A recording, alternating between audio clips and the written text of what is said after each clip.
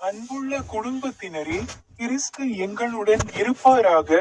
அன்பான பெற்றோரே, அன்பான சகோதர சகோதரிகளே, அன்பான வயதான பெற்றோரே, அன்பான குழந்தைகளே, இளைஞர்களே, நான் போதகர் பி. ஜெயக்குமாரன். இன்று நவம்பர் 23ஆம் தேதி, கிறிஸ்து ராஜாவின் பண்டிகை. ஜெபம் 1. ஓ கிறிஸ்து ராஜாவே, ஆட்சி செய், சர்வவல்லமையுள்ள இயேசு கிறிஸ்துவே, இன்று நாங்கள் உமது சிம்மாசனத்தின் முன் நிற்கிறோம். உம்மை எங்கள் ராஜாவாகவும் இரட்சகராகவும் மேய்ப்பராகவும் ஒப்புக்கொள்கிறோம்.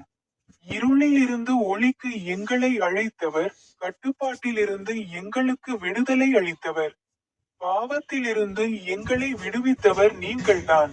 கிறிஸ்து ராஜாவே, எங்கள் இருதயங்கள், எங்கள் குடும்பங்கள், எங்கள் சமூகங்கள் மற்றும் இந்த உலகத்தின் மீது உமது அதிகாரத்தை நாங்கள் ஒப்புக்கொள்கிறோம்.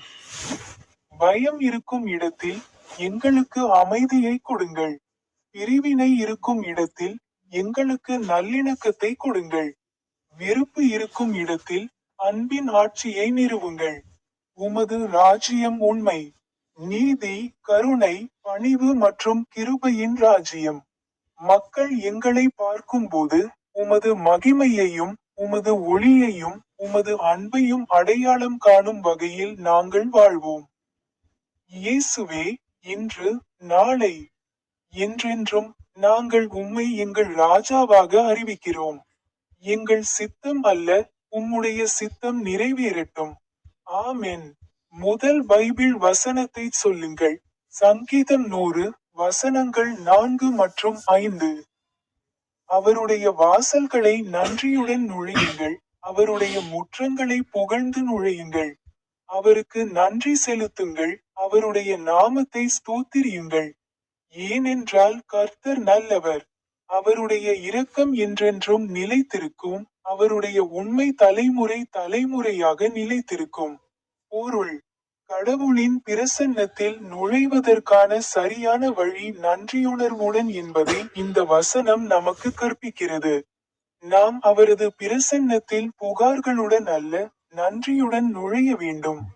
கடவுளை துதிப்பதற்கான 3 காரணங்கள் இங்கே. அவர் நல்லவர், அவரது இரக்கம் முடிவற்றது, அவருடைய உண்மைத்தன்மை ஒருபோதும் மாறாது. ஜெபம். எங்கள் நல்ல மற்றும் உண்மையான பிதாவே, நான் நன்றியுடன் உங்களிடம் வருகிறேன். நீர் எனக்கு அருளிய அனைத்திற்கும் நான் நன்றியுள்ளவனாக இருக்கிறேன். உம்முடைய மாறாத கருணைக்காக நான் உம்மை ஆசீர்வதிக்கிறேன். ஆமென். இரண்டாவது பைபிள் வசனத்தை ஓதிக் காட்டுங்கள். ஏசாயா அதிகாரம் 26 வசனம் 3 கூறுகிறது, உம்மையே நம்பியிருக்கிற மனதை உடையவனை நீர் பூரண சமாதானத்தில் காத்தருளும், ஏனென்றால் அவன் உம்மையே நம்புகிறான். பொருள்: இது பைபிளில் மிகவும் ஆறுதலளிக்கும் வசனங்களில் ஒன்றாகும். உறுதியான இதயம் என்பது அலையாத மனத்தை குறிக்கிறது, ஆனால் கடவுள் மீது நிலைத்திருக்கும் மனம். நாம் நமது பிரச்சினைகளை விட கடவுளின் வல்லமையில் கவனம் செலுத்தும்போது அவர் நமக்கு பூரண சமாதானத்தை தருகிறார், எல்லா புரிதல்களையும் மீறும் ஒரு சமாதானம். ஜெபம். சமாதான பிரபுவே, என் மனம் பெரும்பாலும் கவலைகளால் சூழப்பட்டுள்ளது. இன்று நான் வேண்டுமென்றே என் கவனத்தை என் பிரச்சினைகளிலிருந்து உம்மிடம் திருப்புகிறேன். இந்த உலகம் கொடுக்க முடியாத உம்முடைய சமாதானத்தை எனக்கு கொடுங்கள். ஆமென். கடைசி பைபிள் வசனத்தை ஓதிக் காட்டுங்கள். முதல் பேதுரு அதிகாரம் 5, வசனம் 7. உங்கள் கவலைகளை எல்லாம் அவர் மேல் போடுங்கள், ஏனென்றால் அவர் உங்களுக்காக அக்கறை கொள்கிறார். பொருள்: இந்த வசனம் நமக்கு ஒரு ஆழமான அழைப்பை வழங்குகிறது. சுமைகளை விட்டுவிடுங்கள். காட்டுதல் என்ற வார்த்தையின் அர்த்தம் முழுமையாக சரணடைதல், திரும்ப பெறுதல் அல்ல. காரணம் அழகானது, அவர் உங்களை கவனித்துக் கொள்கிறார். பிரபஞ்சத்தின் படைப்பாளர் உங்களை தனிப்பட்ட முறையில் கவனித்துக் கொள்கிறார். பிரார்த்தனை. இரக்கமுள்ள கடவுளே, இன்று நான் என் வேலை, குடும்பம், உடல்நலம் மற்றும் எதிர்காலம் பற்றிய எனது கவலைகள் அனைத்தையும் உங்கள் காலடியில் வைக்கிறேன். சுமையை சுமப்பதில் நான் சோர்வாக இருக்கிறேன். தயவு செய்து எனக்கு ஓய்வு கொடுங்கள், ஏனென்றால் நீங்கள் என்னை ஆதரிப்பீர்கள் என்று நான் நம்புகிறேன். ஆமென். ஜெபிப்போம். ஓ அன்னை மரியா, ஓ போப் லியோ 14, ஓ பேராயர் வின்சென்ட் ஐண்ட், இன்று நவம்பர். இது 2025 ஆண்டின் 11வது மாதம். ஜெபம் 2. ஓ பிரபஞ்சத்தின் ராஜா, எங்கள் வாழ்க்கையை ஆளுங்கள். ஓ கர்த்தராகிய இயேசு கிறிஸ்து, பிரபஞ்சத்தின் ராஜா, நாங்கள் உமக்கு வணங்குகிறோம். உங்கள் இருப்பை ஒப்புக்கொள்கிறோம். அன்பினால் உலகை படைத்தவர், உங்கள் உயிரை இரட்சிப்புக்காக கொடுத்தவர், உயிர்த்தெழுதலில் மரணத்தை வென்றவர் நீங்கள்.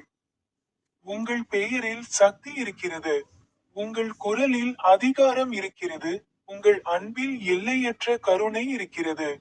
இன்று இந்த புனித விருந்தில் எங்கள் பாவங்களையும் திட்டங்களையும் எங்கள் எதிர்காலத்தையும் உமது பாதத்தில் ஒப்படைக்கிறோம். எங்கள் இருதயங்களை கட்டுப்படுத்துங்கள், எங்கள் பேச்சை தூய்மைப்படுத்துங்கள், எங்கள் எண்ணங்களை புதுப்பிக்கவும். உமது பாதையில் எங்கள் அடிகளை நிலைநாட்டவும். ஓ கிறிஸ்து ராஜாவே, உமது ராஜ்யம் எங்கள் வீடுகளிலும், எங்கள் குழந்தைகளிலும், எங்கள் தேசத்திலும், படைப்பு முழுவதும் நிலைநாட்டப்படட்டும். நீர் ராஜா என்பதை நினைவில் கொள்வோம். ஞாயிற்றுக்கிழமைகளில் மட்டுமல்ல, பண்டிகை நாட்களில் மட்டுமல்ல, ஒவ்வொரு மூச்சிலும், ஒவ்வொரு கணத்திலும், ஒவ்வொரு முடிவிலும். நீர் ராஜா, இப்போது மற்றும் என்றென்றும், பரலோகத்திலும் பூமியிலும். ஆமென்.